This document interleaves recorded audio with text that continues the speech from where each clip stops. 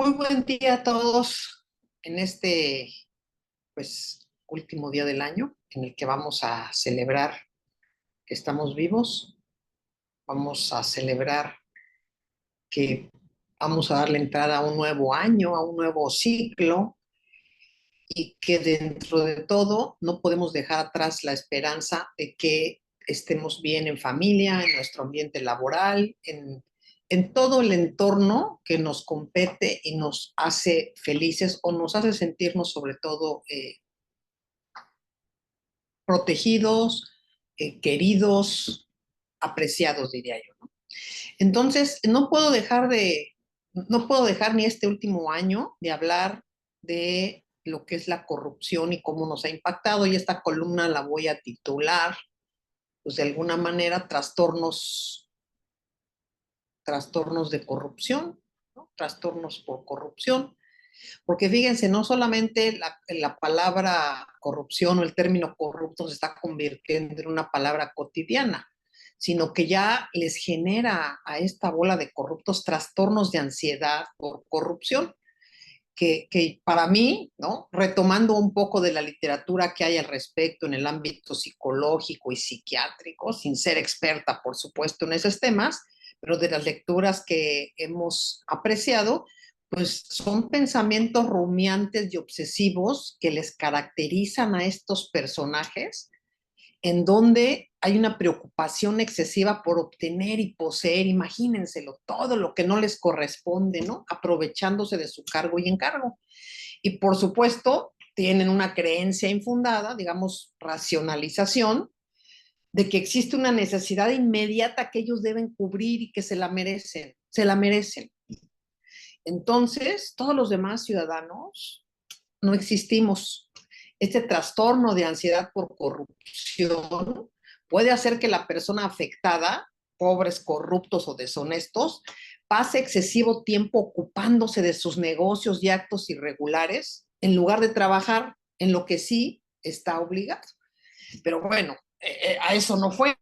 Ellos fueron a hacer sus business y le resultaría muy costoso hacer su trabajo. Entonces, no solamente están angustiados por eso, ¿no? Sino que es un trastorno que les puede provocar vómito y angustia permanente si se nos ocurre empezar a hablar de ellos, empezar a indagar por qué no se han ocupado los gobiernos con los recursos y el tiempo suficiente para investigar, en qué consumen el tiempo en lugar de estar tras de ellos, ¿no?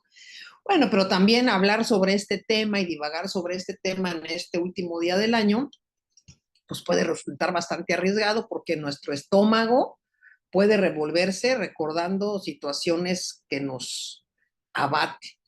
La rumiación del pensamiento nosotros para poder establecer qué pasa, que vamos a cerrar el año y casi un sexenio con los mismos casos abiertos que no se han atendido, con los mismos padecimientos, ¿no?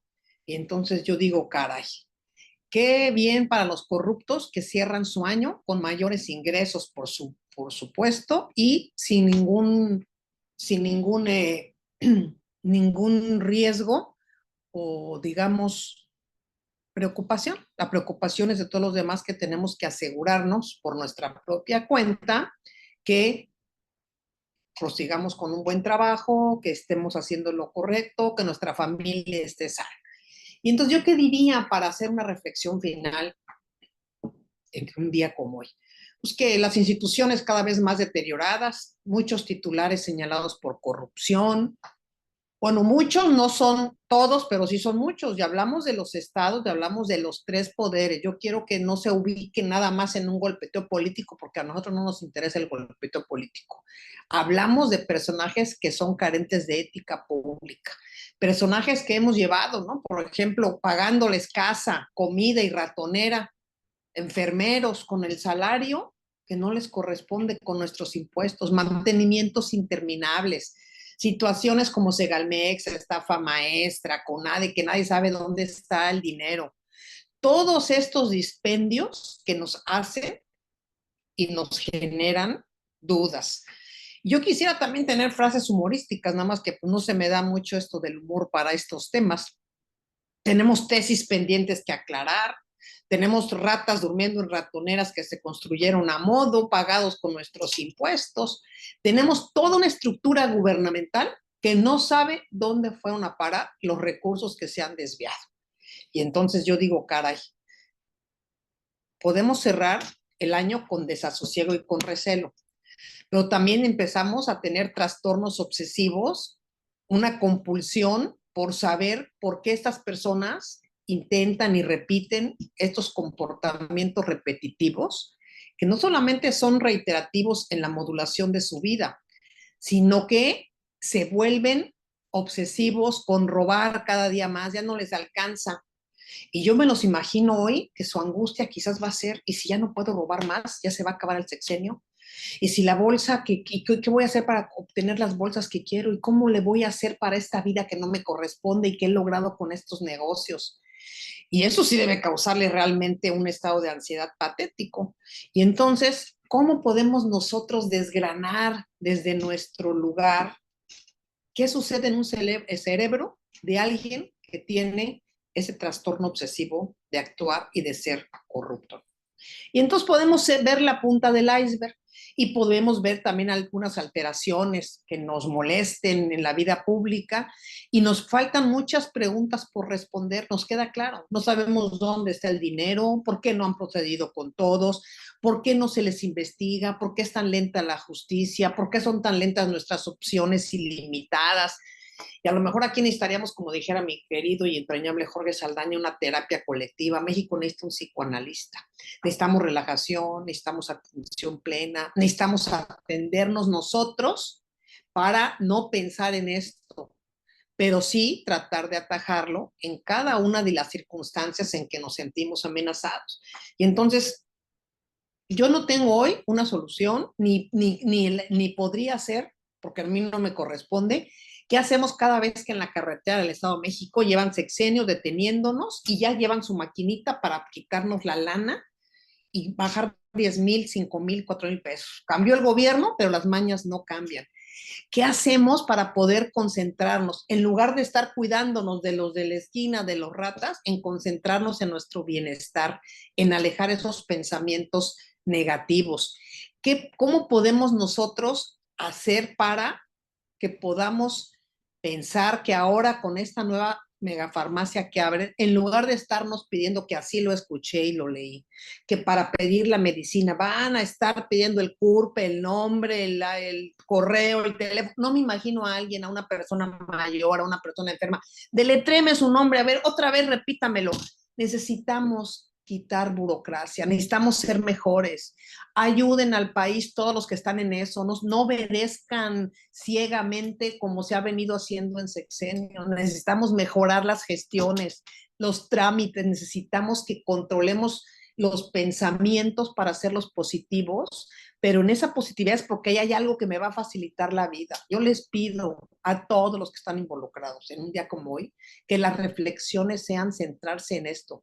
¿Qué debo valorar? ¿Qué debo hacer distinto para que cada proceso que me corresponde se haga ayudando al bienestar, no complicándolo?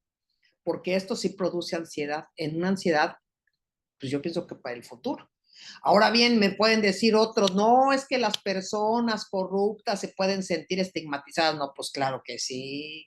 Todo esto les contribuye también a generar mayor ansiedad, tienen otros factores relacionados con su estilo de vida que atender, que nosotros los ciudadanos comunes, pues no atendemos, más que no atendemos, no entendemos.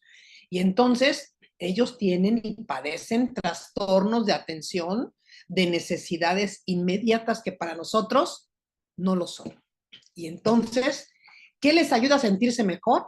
Desviar los recursos, hacer negocios, tráfico de influencias, conflicto de interés. Y entonces, yo no creo que ellos en un día como hoy se pongan a responder a qué le tengo miedo, porque yo me imaginaría su respuesta sería no tener más dinero para robar. ¿Puedo hacer algo al respecto? Sí, seguir haciendo pactos de impunidad, seguir asegurando que me contraten. ¿De qué depende que estén tranquilos, pues de que estén cobijados por un grupo en el poder, de que esta situación se pueda seguir repitiendo.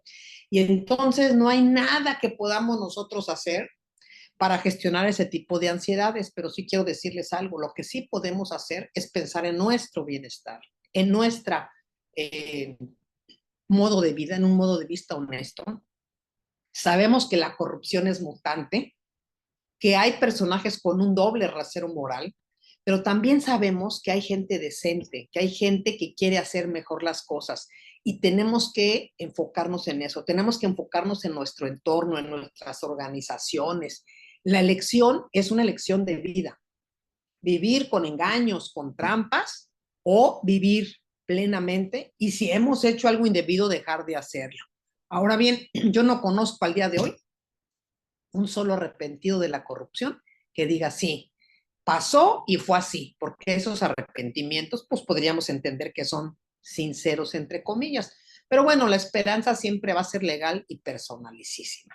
Entonces, total, al día de hoy tenemos que reflexionar que tenemos que suprimir ciertas conductas en las cuales nos volvemos negativos o nos volvemos rumiantes esperando justicia.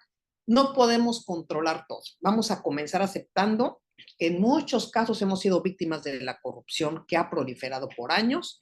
Y me acuerdo de una frase de Carlos Monsiváis, ¿no? Decía o dice que lástima que en cada gobierno tarde 6 años para enterarse de lo que pasó en su sexenio.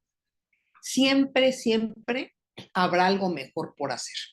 Y esta paciencia, para aprenderla, pues hay que dominarla. Si queremos tener esa paciencia y practicarla, y más allá del desencanto en el que estamos en ese tema, yo quisiera invitarlos en esta reflexión a aprender a suprimir ciertas cosas que también estoy aplicando, que no podemos modificar y aceptar que la vida que padecimos este año ya está acabando y que hoy vamos a comenzar un nuevo entorno a partir de este nuevo año, disfrutando a los amigos, a la familia y haciendo lo correcto.